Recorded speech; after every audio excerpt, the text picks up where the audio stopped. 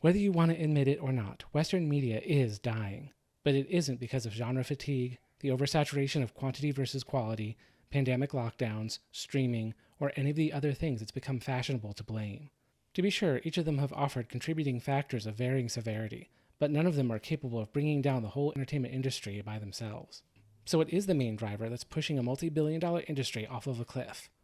To answer that, we'll have to take a little trip into hell.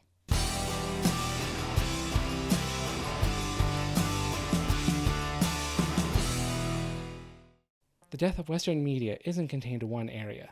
Movies, television, video games, journalism, music, literature, comedy, and sports are all straining under the simultaneous attack of a primary antagonist. An ideology that started in academia and triggered a sea change when it left the ivied walls of university campuses. A few decades ago, in the world of academics, a new form of textual criticism started to gain prominence. Most commonly known as critical race theory, this theory was born from a form of neo-Marxism that looks at power relationships in terms of race rather than class or economic standing. Intent on uncovering systems of racial oppression in society, CRT helped fuel claims of systematic and structural racism.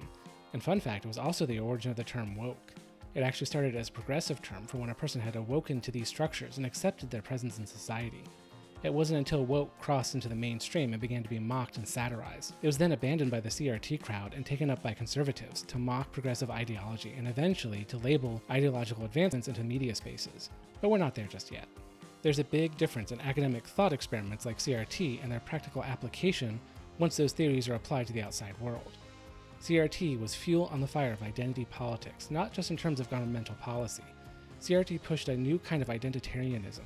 People began to form the basis of their identity by their ethnicity and skin color. They anchored who they were in their sex or gender. They boiled their whole of existence down to a couple of immutable characteristics in their physical forms. But it goes further than that, because they also segregate others by their outwardly identifiable characteristics too. Whether you're white or a person of color, straight or gay, cis or trans, we've segregated humanity into discrete groups. We've told these groups that they are not only separated by their identity, but also by experience, because everyone has a different experience of the world based on their identity group. These experiences are so disparate that a member of one group cannot understand a member of another group, because they don't share the same experiences. But remember, all of this is in service of the original neo-Marxist CRT theory to study and address power imbalances and structures of oppression of subordinate groups by dominant ones. Now with all of this, we can move on to the current day presence of the diversity, equity, and inclusion movement. Because DEI is the progressive answer for everything I've covered above, is an attempt to redress the disparities they see in society. And with the rest of this video, I'm going to be talking about its impacts on the media specifically, but for the sake of time, I want to focus all the way down on one particular example within video games. Now, if you're familiar at all with any of this, you've probably seen this video clip floating around. It is from a GDC Game Developers Conference a couple years ago. It's a presentation made by the Sweet Baby Inc. co-founder Kim Blair. Now, the most common clip that's been pulled from this video is the one in which Blair says the quiet part out loud, about how she encourages people to threaten their bosses and marketing teams to force DEI into games.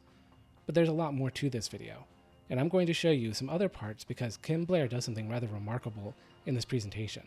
She manages to openly, and I will assume honestly, articulate some things about herself. I think this is worthy of some time, because I've listened to enough progressives to know that they are rarely this open, or manage to explain their motivations so coherently.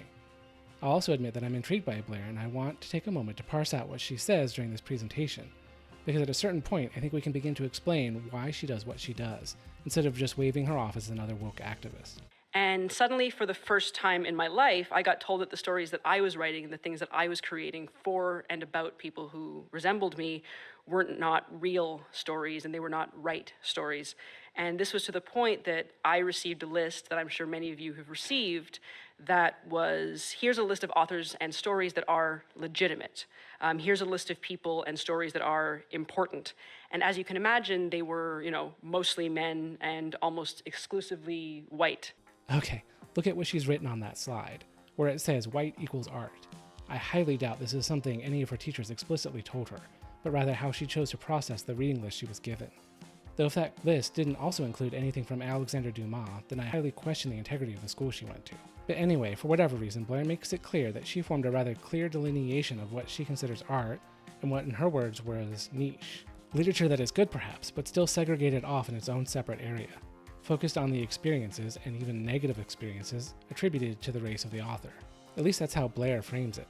if we ever did read, here's a book by like an African American author, here's a book by a woman, here's a book by a Japanese author, it was for a lesson that was about, this is what life is like as a woman, this is what pain and suffering is like as a Black person, this is what pain and suffering is like as a Japanese person.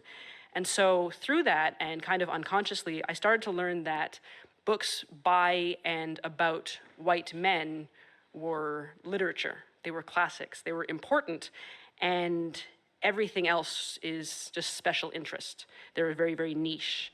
You can see the identitarian mindset at work here, the glimmers of CRT embedded in her worldview. Blair implies that the classic works of literature that are still read and studied today have only endured because of the race, sex, and skin color of the authors. So when she looks at those books, and what she takes away from them is that they were written by white men and are about white men. They therefore represent experiences that are outside her own. They don't connect with her at all. I'm going to play another piece from her speech that shows how this view affected her later in life. This is my go-to example, and it's something that I talk about all the time, and it's the first time that I ever made a Black character in a video game.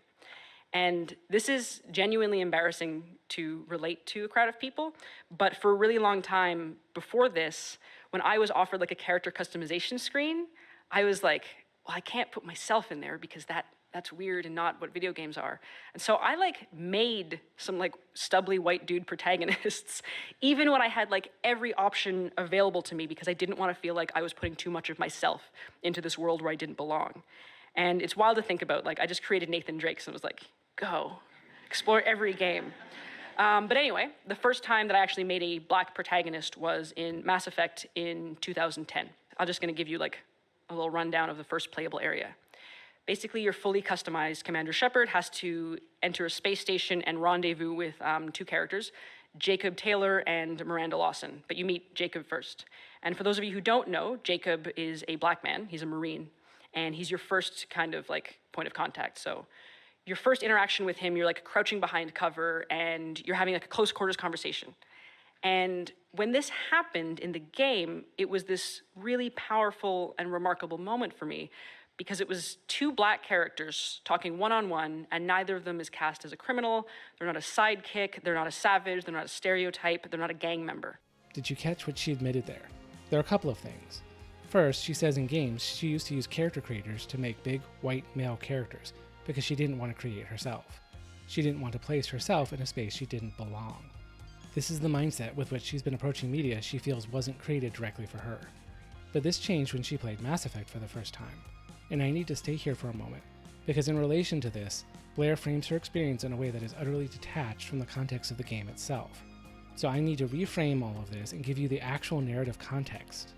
Because remember, Blair is a writer who helped form a narrative development company, and story matters. The game she's talking about is actually Mass Effect 2. It is a direct continuation from Mass Effect 1. Both are narrative-driven action RPGs. The first game has you create your version of a character named Shepard. The first name is up to you, but everyone just calls him Shepard or Commander Shepard, as the character is a commander in the human military operating in space. In this future, humanity has begun to colonize other worlds in the Milky Way galaxy, and has discovered other species who live there. The game's story centers on Shepard uncovering the truth about a rising galactic threat that must be stopped at all costs. As Shepard, you are given a ship and build a crew to take on that threat. After 30 or 40 hours of gameplay, you manage to do just that, and then ride off once again out into the galaxy. The second game picks up mere weeks after the first ended, and within the first 15 minutes of the prologue, your ship, the Normandy, is destroyed, your crew scattered, and Shepard themselves is killed. That is how the game begins. After a cutscene, you learn that Shepard's body was recovered, and some shadowy group has rebuilt Shepard, bringing them back from the dead. But the game quickly throws you back into action as the facility where you've been resurrected is attacked by an army of deadly robots. After stumbling around, watching people die left and right, you run into Jacob. He is the first person Shepard's had a chance to speak to face to face. The first chance you as the player have to make sense of what you've just witnessed. I'll give you the quick version. You and your ship were attacked and destroyed. You were killed, dead as dead can be when they brought you here. Our scientists spent the last 2 years putting you back together. You've been comatose, or worse, that whole time.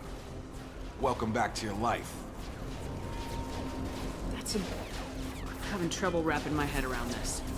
Like Shepard, you are meant to be overwhelmed, reeling from the loss of everything you built over the last game. Talking to Jacob is the first chance you have to get some answers, to get your feet on the ground. And this is where the game means you to be from a narrative perspective. Okay, now that we've established all that, listen to Kim Blair again and her description of her experience in that moment. Basically, your fully customized Commander Shepard has to enter a space station and rendezvous with two characters, Jacob Taylor and Miranda Lawson. But you meet Jacob first. And for those of you who don't know, Jacob is a black man. He's a Marine.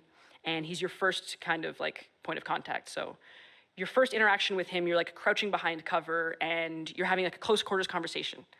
And when this happened in the game, it was this really powerful and remarkable moment for me, because it was two black characters talking one-on-one, and neither of them is cast as a criminal. They're not a sidekick, they're not a savage, they're not a stereotype, they're not a gang member. She says very little about the story itself, and even ignores it along with the emotional beats of the narrative, and reframes it so she can focus on what the moment meant to her. She starts to text a friend, and then stops herself for a moment when she realizes this friend won't have had the same reaction because her friend was playing a different version of Shepard, and thus would have had a different experience. To text my white best friend, and I was like, wow, it was really just cool to see this scene in this game, can you believe it?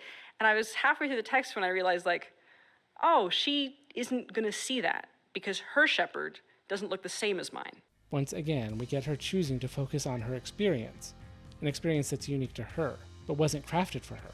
She just stumbled upon it by accident. And this leads her to a reaction that I'll let her tell you about. In my Mass Effect experience, this is almost an accidental form of representation because it's something that's a possibility. It's not guaranteed for any player depending on the kind of character and the Commander Shepard that you make. So I thought, wouldn't it be amazing if this wasn't an accident, but it was actually the intention of the game designers? What if they actually said, you know what, we're gonna set out to create a moment of joy in people who look like this, people who feel represented by this. And that, I think, would be amazing, and it's totally possible for us. So you're not actually catering to one tiny group, you're catering to everyone who's going to be playing it. It's across the board.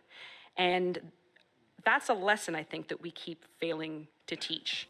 And this is where we get Kim Blair's drive for DEI in gaming. Blair believes that others should be made to have similar experiences. Game developers should intentionally craft games so that everyone can enter her world. And why should they do that? Because remember, she's decided there's a whole of experience that doesn't represent her. They feature characters who don't look like her. So when she plays Uncharted or God of War, she is leaving her sphere of experience to identify with a straight white male. This means in order for things to be equitable, others should be willing to leave their spheres of experience and identify with a person of color like her. When they refuse to do this, it's a sign of bigoted prejudice. Kim Blair has given us an insight into the DEI movement, not just in games, but in the entertainment industry as a whole, because of the identitarianism that causes them to segregate life out into different tribal spheres. Okay, assuming this is the case, I want to offer my rebuttal. Some of us don't think in terms of identification. We don't boil our identities down to a couple immutable aspects of our physical bodies, and we don't relate to others solely on those terms either. We see others as just people, and as people, we share a common humanity, a humanity in which we all share the same basic needs, experience the same emotions, and can find more similarities between us than differences. This article from Forbes encourages people to feel the common humanity that you share with another person, how the two of you are the same. See if you can see that person's actions, if not particularly respectful or skillful, come from the same fundamental needs that you have, even if those actions don't take your perspective into account. Even if you don't agree with how that person expressed his or her needs, you can sense that he or she just wants what all humans want, to be happy, valued, respected, loved, secure, and at ease. This is something that narrative fiction does especially well, because we can passively and in a safe way experience circumstances we normally wouldn't. The great works of literature have survived because they connect with us as people. They touch on something fundamental to the human experience, which transcends time, culture, ethnicity, and even language, as many of these books have been translated and are read by people around the world. These stories speak to us as human beings, both good and bad, the best and the worst in us, which amazingly has not changed much over the past couple hundred years. In The Count of Monte Cristo, it isn't Edmond Dantes that I identify with, but his struggle for freedom, his anger at the injustice done to him. The story is poignant not because of the genetic makeup of the character, but because of what it has to say about love, hate, and forgiveness. When I play Tomb Raider, it isn't to identify with a white British woman, but it's to have fun, traversing levels, solving puzzles, and shooting bad guys. In Mass Effect, I play almost exclusively as female Shepard, not because I identify with being a female space marine, but because I enjoy Jennifer Hale's voice acting more than Mark Mears. Great. You pissed the captain off, and now I'm gonna pay for it. Great. You pissed the captain off, and now I'm going to pay for it. And I also admit it's more fun watching a female Shepard kick ass and take names. For many, playing games, watching movies, or reading books is not about identity. It's about enjoying a story. It's escapism. It's fun. Maybe to have a cathartic release or to let off some steam. To compete against others, against yourself, or against a game developer who's built an experience to challenge and test you. This doesn't mean we don't identify with characters in fiction. We do. But we rarely do it over some shared gender or racial trait. Instead, it's over something else, something deeper.